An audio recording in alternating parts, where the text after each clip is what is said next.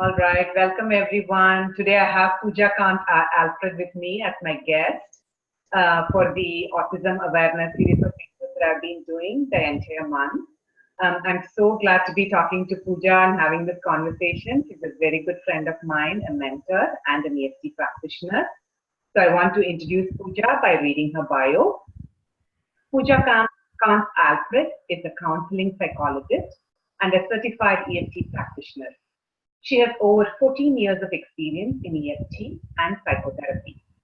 She conducts in-person sessions as well as online sessions and has a global client base. She's very passionate about training people in EFT so that they can help themselves. She's a certified EFT trainer with EFT International, previously known as AMET. She specializes in trauma resolution, especially helping adult survivors of childhood sexual abuse to recover and heal. She also helps clients suffering from anxiety, panic attacks, and psychosomatic ailments. She has developed a geo-specific EFT approach, also known as cross-cultural EFT, that is sensitive to cross-cultural variables such as language, culture, and religion that influence individual behavior. So welcome, Pooja.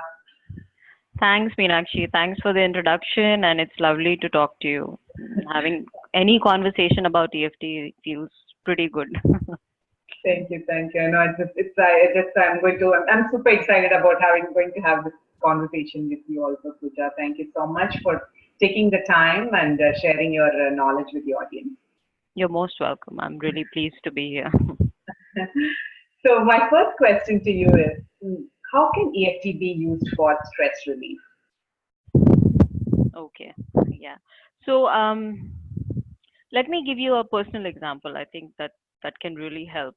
So just a month back, in fact, I put it on Facebook as well. We had rescued a couple of puppies, and a neighbor adopted two of the puppies. And 2 weeks back, I noticed that the puppies were on the road, and they were not being fed, and they were kind of abandoned. It looked like that, and I suddenly felt this. I was so stressed. Of course, I felt really frustrated, and there was anger about it. And of course, these emotions can cause so much of stress. So what I did was, instead of acting on impulse and going to the neighbor and blasting her, I just went back. I just went and tapped. And as soon as I tapped, because I love tapping, as soon as I tapped, the feelings came down. I became calmer, and then I was able to take the right course of action. Just talk to her calmly and put those puppies up for adoption again, and they're adopted now. So this is an example of how stress affects us on a day-to-day basis. It doesn't have to be something very, very big for you to be stressed about. It can be, and it differs from person to person. So for stress relief, EFT, what I usually recommend is that whenever stress arises, whenever you have intense feelings, take some time out, if not immediately, but on the same day or the next day, take it up and tap on that. Don't delay it, because what happens is, the moment you start delaying these, the tapping, the stress accumulates in the body, and one day it's just going to come out, because your body can't keep on taking stress and you not doing anything about it. So that was just one example I wanted to give to illustrate how EFT can help you with stress relief. Awesome, Pooja. Awesome. Yeah. I also, that's my message to, during my workshops or classes, I tell people that it's cumulative, we just build these layers upon layers, and, it's very important that we just keep addressing, even if it's for a short amount of time, and addressing issues then and there, as you said. And, then it just, you reduce instead of, as you said, not building it up and, becoming a huge thing, you just address it then and there. And so that way, you're more regulated that way. So, yeah. And you can tap on the spot, as you can just press the fingers and nobody will even know what you're doing. You can just press, and I've seen that once the body gets used to the tapping, and if you're doing it on a daily basis, just a simple half a minute of mental EFT can immediately calm your body, because your body has gotten so used to it that it just gets the signal, okay, it's time to be, it's time to just get calmer, and it immediately calms down. You just have to think of tapping and automatically the body responds to it. So that's pretty unique thing about EFT and really helpful. So the next question I want to ask you is, could you talk about the science behind EFT? Because I think that's something the audience would like to know, that there is science. It's not something woo-woo. I've never used the word woo-woo in all my videos, but this is the first time I'm using it in front of you. So if we can talk about the science behind EFT, it would be great. Yeah. I also haven't used that word. I'm pretty, still uncomfortable myself using it.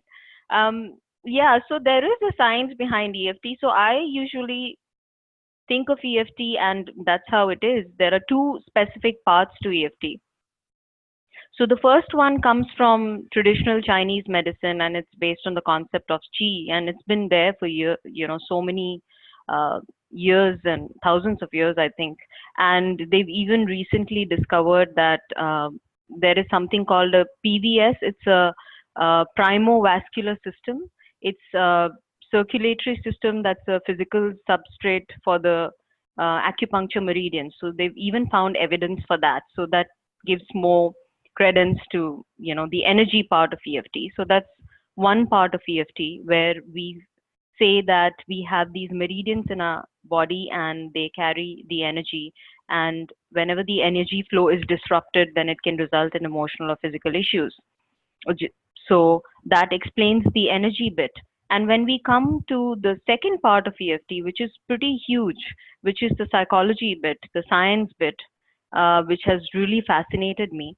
It's several things. I think when I look at EFT, I see that it's taken a bit from CBT, cognitive behavior therapy, exposure therapies, systematic desensitization, a bit of EMDR, eye movement desensitization, and reprocessing. So it's taken these good bits from all these modern therapies, I would say, even a lot of NLP, and it has combined it with this acupuncture system, and it's come up with a great way of healing, self-healing, and helping others heal. So the science, I would explain it in this way.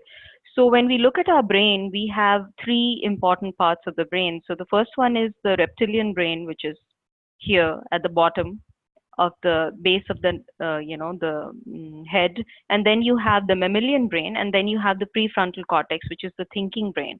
So just to put it simply, and even to make it easier to understand, we can say the downstairs brain and the upstairs brain, which is how I think Dan Siegel, he explains it in his book.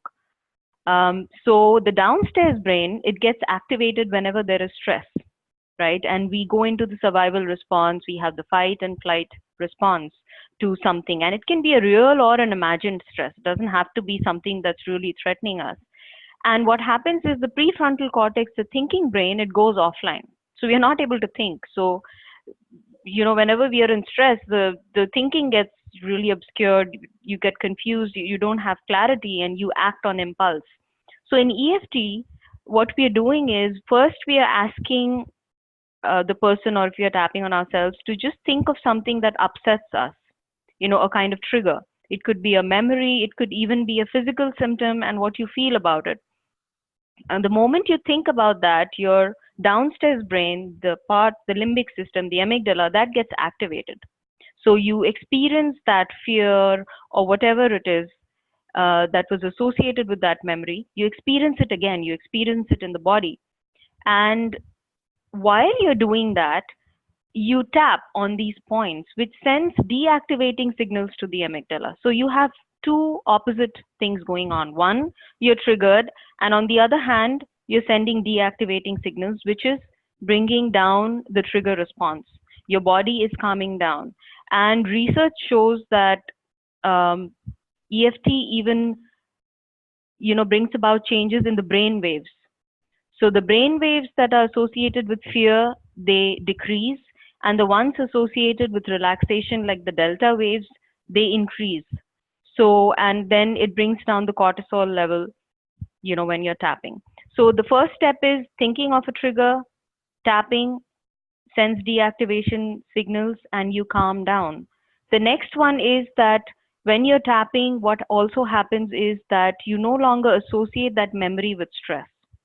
That stress element of it goes away. You take it out of that equation. So you're just left with the memory and not with those stressful emotions. And that's a huge change.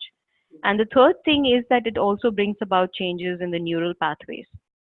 So if you tap on that memory, those neural pathways lose that the strength, the way they were firing, that the strength of firing changes, and so basically you're creating changes even at the neurological level. So yeah, that would, I think, sum up the some of the science behind EFT. There's a lot more, but I think that will do. Yeah. Yeah. Thank you, Pooja. That was very, very clear and a neat, explanation. Thank you so much for that. Thanks. My next question is, I have been through my videos. I have been telling parents that when they start working on themselves, when they start shifting their energy, they can shift the energy of the people around them, and tapping is a great tool to help them accomplish that. So, what are your thoughts on that? Yeah, that's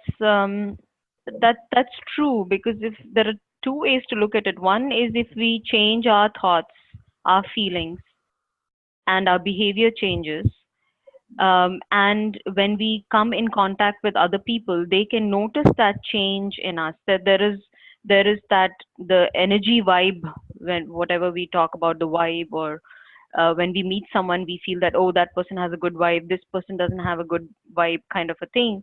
It's more to do with how stressed we are, and once we start changing that and we feel calmer and more grounded, we can't be calm all the time, but at least more grounded, then the others experience that shift, and it affects their energy level.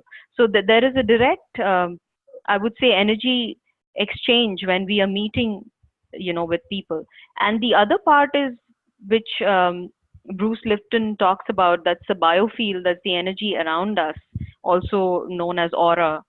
And if you shift your uh, thoughts, your feelings, your patterns, then that also changes, and that can impact the people around you. Mm.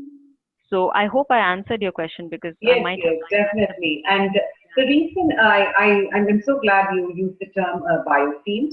Of course, there is a lot more to it than just like, at least for me, I'm still like not very, I still don't have a hang of what biofield and how it works, because I heard through another practice there is a lot of calculus involved in it. So I Yeah, was yeah, like, yeah.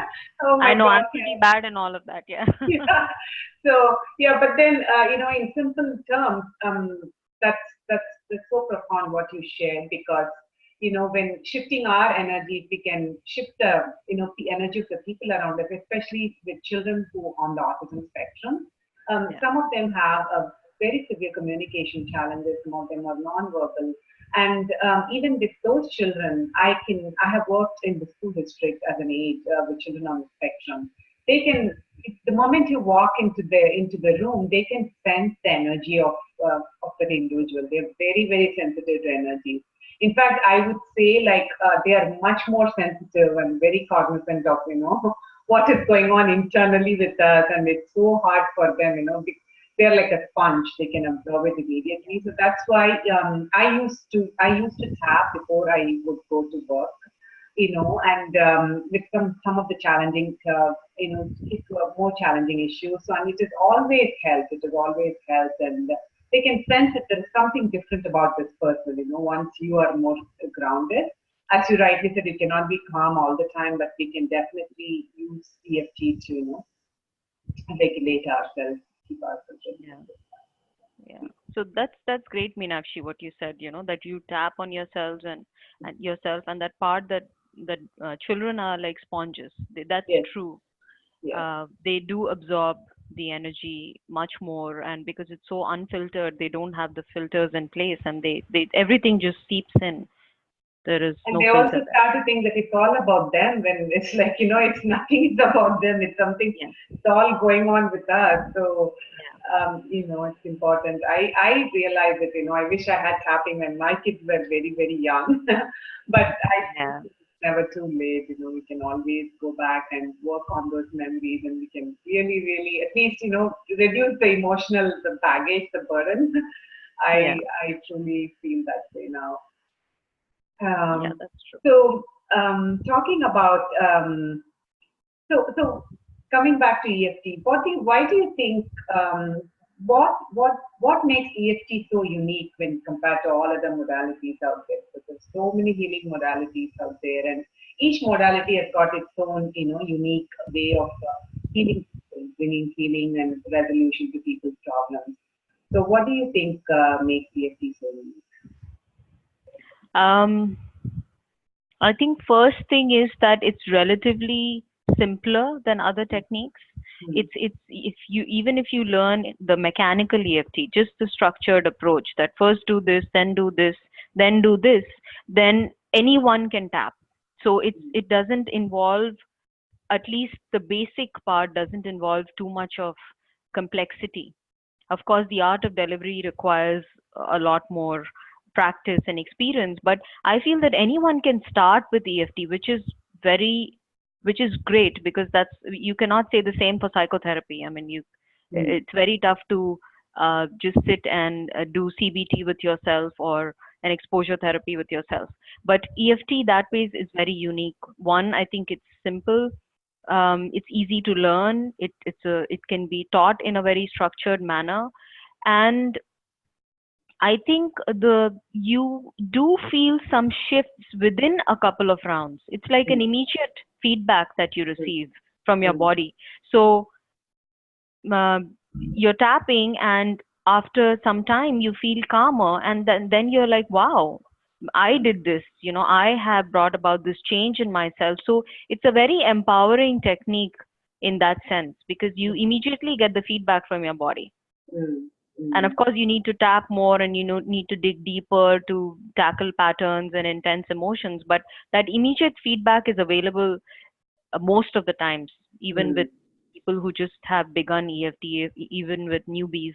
So I Hmm. think that's one pretty unique aspect of EFT. I think that's what I can think of. There are a couple of more, but it's not coming to my mind right now. What do Yeah, you think it's makes EFT? simplicity. I would say it's simplicity. Yeah, Like even children can learn EFT. You can even teach it to a child to tap. yeah, So yeah, it's basically simple nature. And as you said, because they experience the shift within a couple of rounds, they want to do. They are more interested. So yeah, the people who are totally new to EFT, I tell them, I just talk for a few minutes and then I just tell them, let's tap. I'll give you the experience first. And then yeah, let them decide. So let's just do some tapping and see how you're doing. And then we will go from there.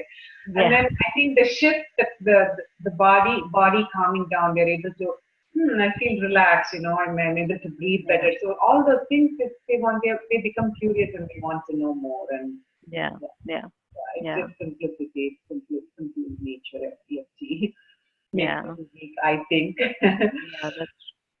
I Yeah. agree. So this is something. Um,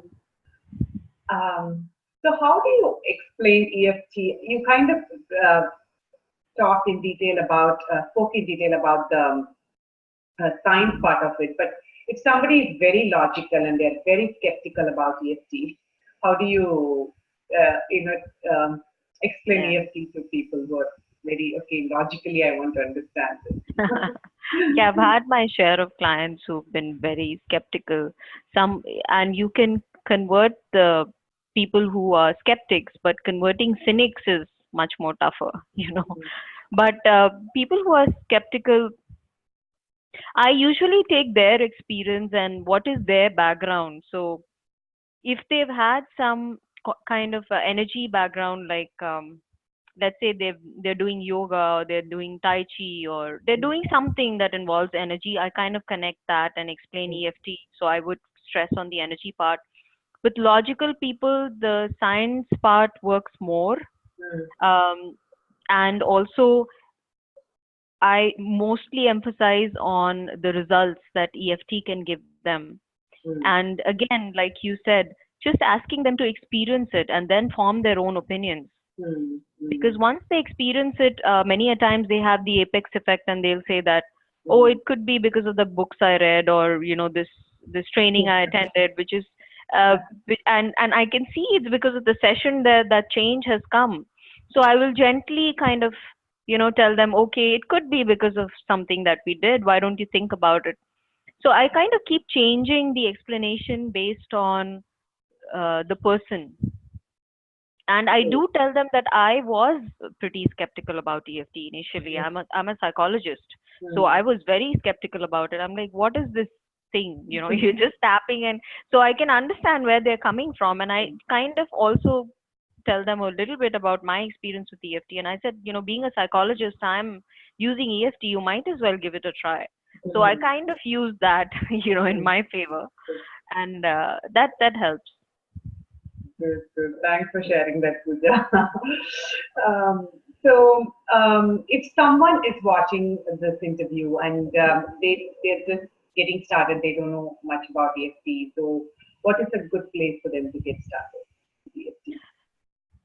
I think they could go to EFT Universe, they could go to AMET, EFT International, download the manual. The manual has the basic process. So just go through the basic process once and take up something very, very simple Mm, that is not going to trigger you or overwhelm you, and just begin tapping on that and see how you feel. And if you feel your issues are chronic, of course you'll need to go to a practitioner later on. But mm, just to begin with, and even YouTube videos, I know there are a lot of opinions about tapping scripts, and I feel that tapping scripts have their advantages and they have their limitations. So you can even begin with a tap along video and see how you feel. Just make sure that you're not um, getting overwhelmed. If you are, you need to work with someone. But a tap along video is a good place to start. Just experience EFT, just with something simple like stress, and just I'm stressed, and just tapping on that, seeing how you feel, changing the words a little bit to suit what works for you, and then seeing, okay, so these are some of the things I need to work on. So is it something I can handle by myself, or I need a practitioner's help? And I definitely suggest at some point to do to definitely go and tap with someone, or get a tapping buddy who knows EFT, get some training in EFT. So these are various ways in which you can progress from just knowing the basics to much more, so that you can help yourself. and I'm glad you said that. Yeah, I shared that in one of the videos also to download the EFT manual to also know because it takes you through the steps and get them started. All the illustration and everything. Yeah, yeah. So, Pooja, if you can talk a little bit about what is energy hygiene and how to maintain your energy hygiene. Would be good. Yeah, yeah, that's energy hygiene. Yeah, it's more like self-regulation, how we regulate our feelings, and that is, once we regulate our feelings, our energy is in flow. We feel more energized, we feel more centered. So I would say it requires that we start accepting our feelings as they occur, instead of, because what happens usually is we numb, we suppress, we distract, we do everything to not look at what we're feeling. We'll try everything. That's what I notice with clients. And so first and foremost, you need to start accepting your feelings as and when they occur, and learning to label them. And that becomes pretty easy with EFT. And that's another unique thing about EFT, because we are focusing on, even though I have this feeling, we focus a lot on feelings, which is pretty unique. I accept myself anyway. Despite this feeling, I accept myself. Or I accept this feeling, I accept how I feel. So you're bringing acceptance.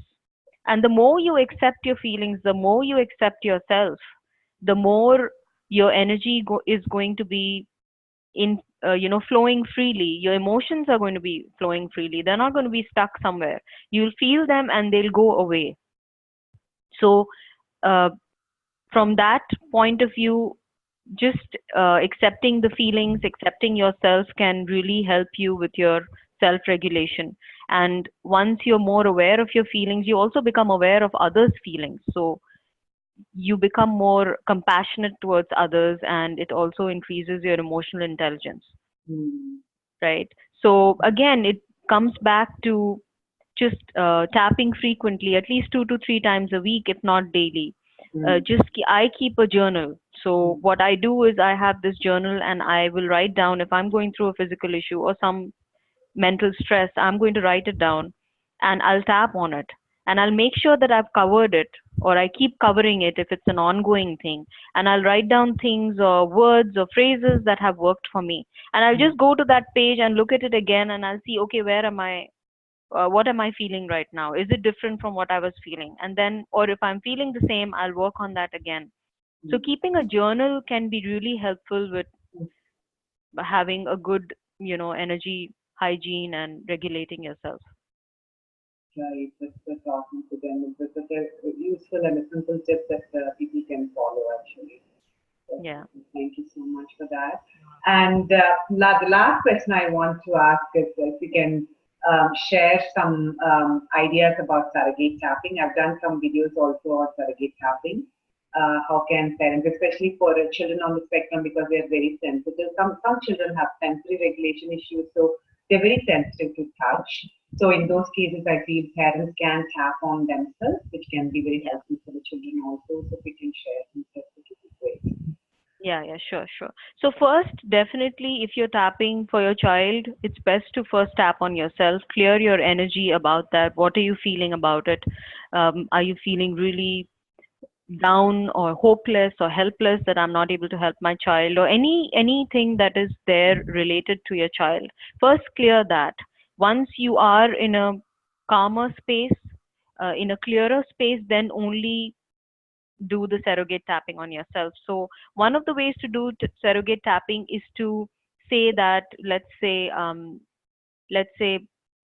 if I'm going to tap on my niece, for example, I usually do tapping on her. I've done surrogate tapping. So I would say that even though she is feeling this, she loves herself, or I love her, or her parents love her. So using that format, I can tap for her. So I will say she is feeling this way. So that's one way of tapping. The other way of doing surrogate tapping is to say I, as if I am her.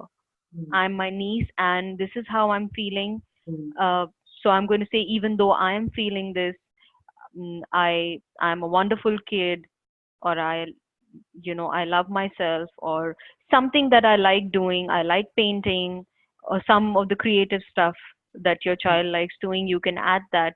So these are two specific ways of tapping, as if you're the, saying, uh, as if you're the other person and saying, I am feeling this way, or even though she or he is feeling this way, and tapping for them.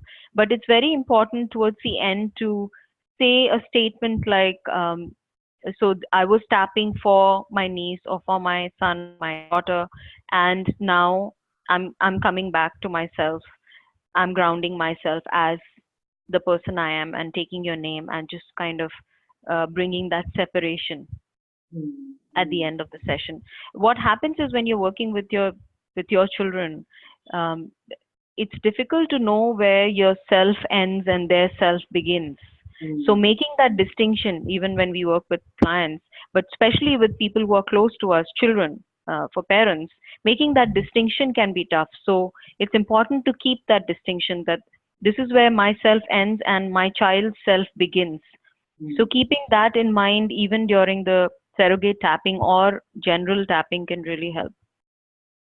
Great, great. That's a great tip. Yeah, the boundary, like we don't know. That's very true with parents, and having energetic boundaries with children is hard. Yeah, what you said is right. Yeah. So, any final thoughts, Pooja, that you would like to share?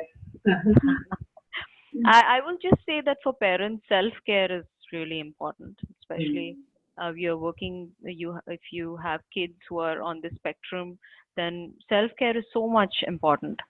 so much more important, because there is so much more that you need to be aware of, and you need to be invested in and engaged in, and be kind of parents can become so hyper vigilant as well about their children. So it's very important to be aware of burnout symptoms and see that you're not getting burnt out, and you're taking a very good care of yourself. Because and like that oxygen mask example that everyone gives. So taking care of yourself, that's really, really important as a parent, and then only can you really help your child in the best way possible that you can. It's not possible to be perfect in parenting, which I often tell parents, but you can do the best you can if you're doing the best for yourself. Glad you shared that, Pooja. So just share with the audience, how if they want to contact you, how they can reach you. Okay. Yeah, my website is www.emofreetherapy.com, and all the information is there, and you can just visit my website, and I have a YouTube channel, and just and contact me if you want. Yeah. Thank you so much, Pooja. Thank you so much for taking the time. It's been wonderful talking to you. It's my pleasure. Thank you so much. Thank you so much for inviting me for this conversation, Meenakshi. It was great to connect with you again, and keep in touch. Sure. Yeah. I'll just pause.